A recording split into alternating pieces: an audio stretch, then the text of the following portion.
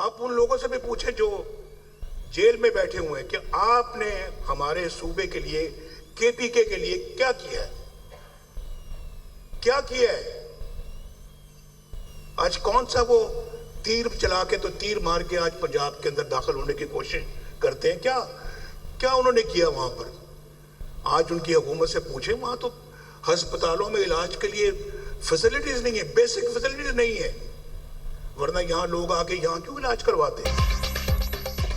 कारकर्दगी सिफर, मार धाड़ और एहतजाज में नंबर 1। जेल में बैठे शख्स से पूछें खैबर पख्तूनख्वा के लिए क्या किया। इनसे पूछें बिलियन ट्री सुनामी, 350 डैम और दूसरी स्कीमें कहाँ हैं। लोग भेड़ बकरियों की तरह इनके पीछे चल पड़ते हैं, पूछते नहीं 50 लाख घर कहाँ हैं। झूठ की सियासत और खिदमत की सियासत में बड़ा फर्क होता है। ये सबको जेल में डालने की बात करते हैं। इतने बड़े बड़े बोल मत बोलो, अल्लाह से माफी मांगो। जैसा करोगे वैसा भरोगे। दुनिया में जो काम करोगे आपके सामने आएगा।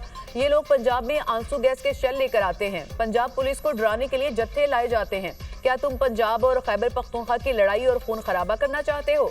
साबिक वज़ीर-ए-आज़म नवाज शरीफ का तकरीब से खिताब। सदर मुस्लिम लीग नून ने अपना घर अपनी छत स्कीम के तहत मुस्तहिक अफराद में चेक तकसीम किए।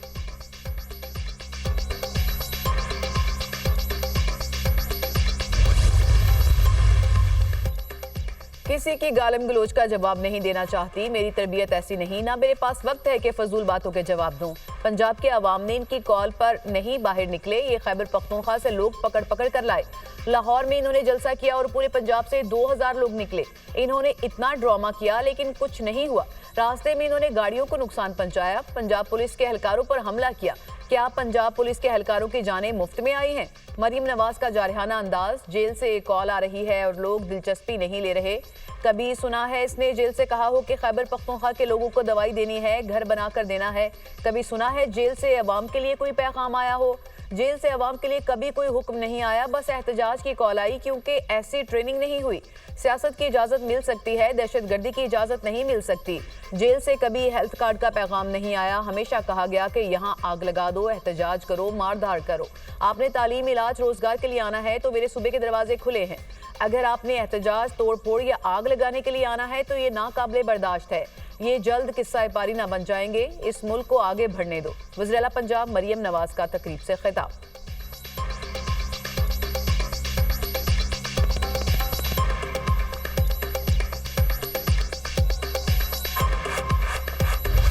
मेरा गुनाह ये ठहरा कि मैं बर्दाश्त कर जाता हूँ। साबिक चीफ जस्टिस ने कितने अरकान पार्लियामेंट को जेल भेजा। जजेस से बदतमीजी का तरीका अब आम हो गया।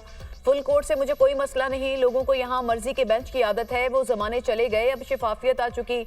अब मुल्क में और ना ही इदारों में आमरीत होगी। क्या हमारे पास इख्तियार है कि जबरदस्ती किसी को पकड़कर बेंच में लाएं। आर्टिकल 63 नजरसानी केस के दौरान पीटीआई वकील की मुदाखलत पर चीफ जस्टिस के रिमार्क्स। हम पाकिस्तान बनाने वालों में से हैं, तोड़ने वालों में से नहीं। हमने वो मुकदमात भी सुने जो कोई सुनना नहीं चाहता था। परवेज मुशर्रफ का केस भी हमने सुना। चीफ जस्टिस ने बेंच पर एतराज मुस्तरद कर दिया। ये बेंच कानूनी नहीं, बेंच तश्कील देने वाली कमेटी के मेंबरान बेंच का हिस्सा हैं। वो खुद कैसे बेंच की तश्कील को कानूनी करार दे सकते हैं। बैरिस्टर अली जफर का बेंच पर एतराज। चीफ जस्टिस ने कहा अगर ऐसा हो तो जजेस कमेटी के मेंबरान किसी बेंच का हिस्सा ही ना बन सकें। अली जफर साहब, आप जजेस का इंतखाब खुद नहीं कर सकते। ऐसा तर्ज अमल तबाहकुन है। क्या माजी में यहाँ सीनियरिटी पर बेंच बनते रहे। सुप्रीम कोर्ट ने वकील अली जफर को बानी पीटीआई से मुलाकात की इजाजत दे दी। एडिशनल अटॉर्नी जनरल को मुलाकात कराने की हिदायत। केस की समाअत कल तक के लिए मुलतवी।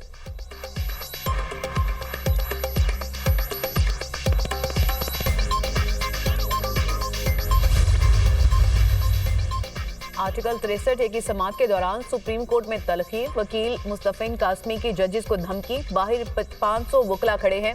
हम देखते हैं कि हमारे खिलाफ कैसे फैसला आएगा। वकील मुस्तफिन कासमी, इस जेंटलमैन को बाहर निकालें। चीफ जस्टिस के सिविल कपड़ों में पुलिस एहलकारों को हिदायत। मुस्तफिन कासमी को कमरा अदालत से निकाल दिया गया। आपके इस रवैये से जो थोड़ी बहुत हमदर्दी थी वो भी खत्म हो गई। जस्टिस जमाल मंदोखैल का अली जफर से मुकालमा। बैरिस्टर अली जफर साहब, ये क्या हो रहा है। आप आएँ और हमें बेइज्जत करें, हम ये हरगिज बर्दाश्त नहीं करेंगे। चीफ जस्टिस का अली जफर से मुकालमा। मैं तो बड़े आराम से बहस कर रहा था और आप भी आराम से सुन रहे थे। अली जफर का जवाब।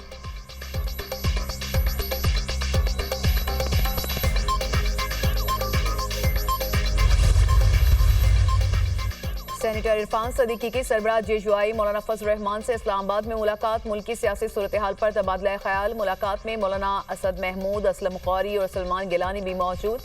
आईनी तरमीम के बुनियादी नुकात पर नहीं, चंद झैली निकात पर मौलाना को एतराज़ है। आईनी तरमीम पर मौलाना का मौक़िफ़ वही है। फजल रहमान का मौक़िफ़ है कि आईनी अदालतें होनी चाहिए। मौलाना चाहते हैं कि आईनी तरमीम में कोई ऐसी चीज़ ना हो जो आइन से मुतसादिम हो। आइंदा 2 हफ्तों में आईनी तरमीम से मुतालिक मामलात वाज़ेह हो जाएंगे। सेनेटर इरफान सदीकी की मौलाना से मुलाकात के बाद मीडिया से गुफ्तगू।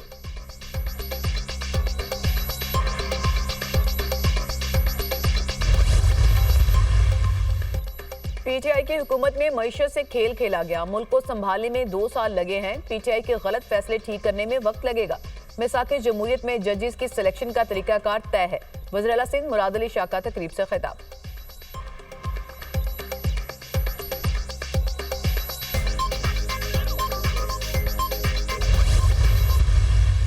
चेयरमैन पाकिस्तान पीपल्स पार्टी जो है वो ज़ाती तौर पर कोशिश कर रहे हैं बिलावल भुट्टो ज़रदारी साहब, सारी पॉलिटिकल पार्टीज़ मिलकर जो है वो इस चीज़ में अपना रोल प्ले करें और वो एक शख्स को फेवरेट बनाकर, एक शख्स को फेवरेट रखकर उसके लिए आंख बंद करके जो है वो रिलीफ के जो है वो फैक्ट्रियां खोल दी गई हैं। और रिलीफ की फैक्ट्रियां जो हैं वो सिर्फ एक मखसूस लोगों को ही फ़ायदा दे रही हैं। जिन लोगों ने अदालतों को धमकियां दी, जिन लोगों ने अदालतों को आंखें दिखाई, वही लोग जो है मुसलसल फेवरेटिज्म उनके लिए हो रहा है और वही जो है आंख के तारे बने हुए हैं।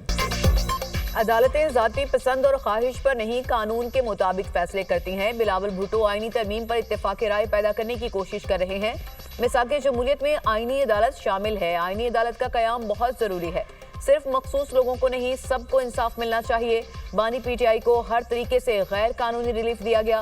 पीपल्स पार्टी की 3 नस्लें जुडिशल एक्टिविज्म का शिकार हुई। चाहते हैं कि निज़ाम ठीक हो ताकि आइंदा अदालतें सियासत का शिकार ना हो। सीनियर वजीर सिंध शर्जील मेमन की न्यूज़ कॉन्फ्रेंस।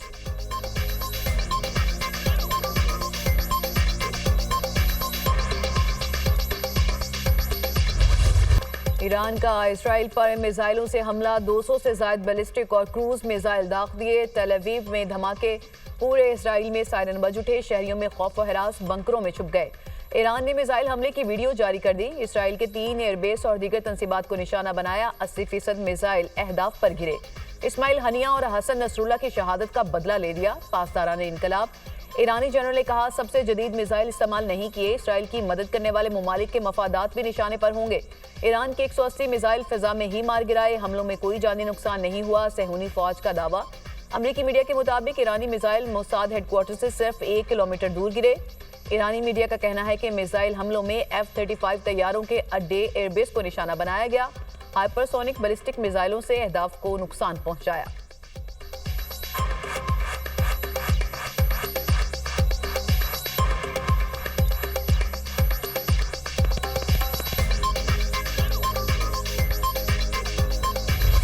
बज़ाहिर ईरान का हमला नाकाम हो गया। जवाबी कार्रवाई के लिए मुशावरत जारी है। इसराइल की हिफाजत यकीनी बनाएंगे।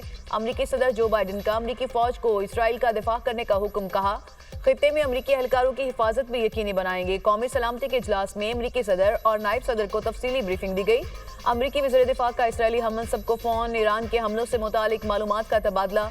तर्जुमान अमरीकी महकमा खारजा की ईरान के इसराइल पर हमले की शदीद मुज़म्मत। मैथ्यू मिलर ने कहा, दुनिया भर को ईरानी हमले की मुज़म्मत करनी चाहिए। इसराइली वज़ीर आज़म नेतन्याहू ने कहा कि ईरान ने गलती की, संगीन नताइज के लिए तैयार रहे। अमरीकी मीडिया के मुताबिक इसराइल चंद रोज़ में ईरान पर जवाबी हमला कर सकता है। तेल की तंसीबात और स्ट्रेटेजिक मकामात को निशाना बनाया जा सकता है।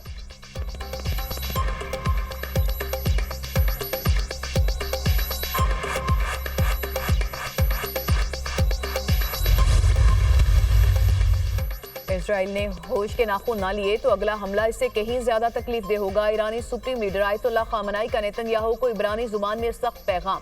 ईरानी सदर मसूद पज़ेश्कियान ने कहा कि ईरान ताकत का दूसरा नाम है। इसराइल ईरान के साथ तसादुम से गुरेज करे। ईरानी हमला इसराइली जारहियत का फैसला कुन जवाब है। जंग नहीं चाहते, किसी भी खतरे का मुंह तोड़ जवाब देंगे। ईरानी वज़ीर खारजा ने इसराइल पर हमला दिफा का हक करार दे दिया।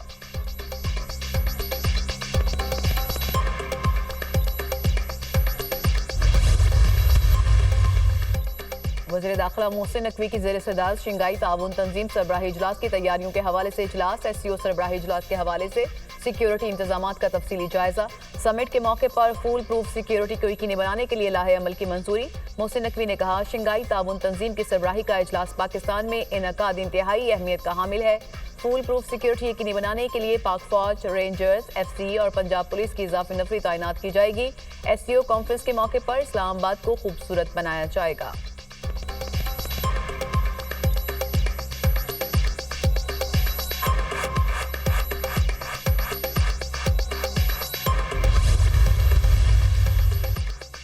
मुल्क की मईशत बेहतरी की जानिब गामजन है। महंगाई मुसलसल कम हो रही है। बैंकिंग सेक्टर सरमायाकारों को सहूलत फराहम कर रहा है।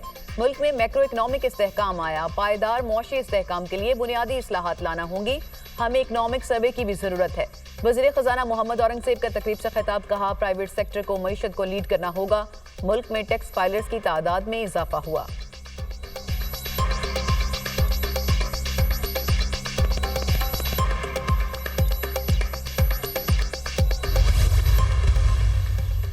बानी PTI और बुशरा बीबी के खिलाफ तोशाखाना 2 केस की समाअत। बानी PTI और बुशरा बीबी पर फर्द जुर्म की कार्रवाई 5 अक्टूबर तक मुलतवी। 190 मिलियन पाउंड रेफरेंस की समाअत कल तक मुलतवी। नैब के आखिरी गवाह पर बुशरा बीबी के वकील की जिरा आज भी मुकम्मल नहीं हो सकी।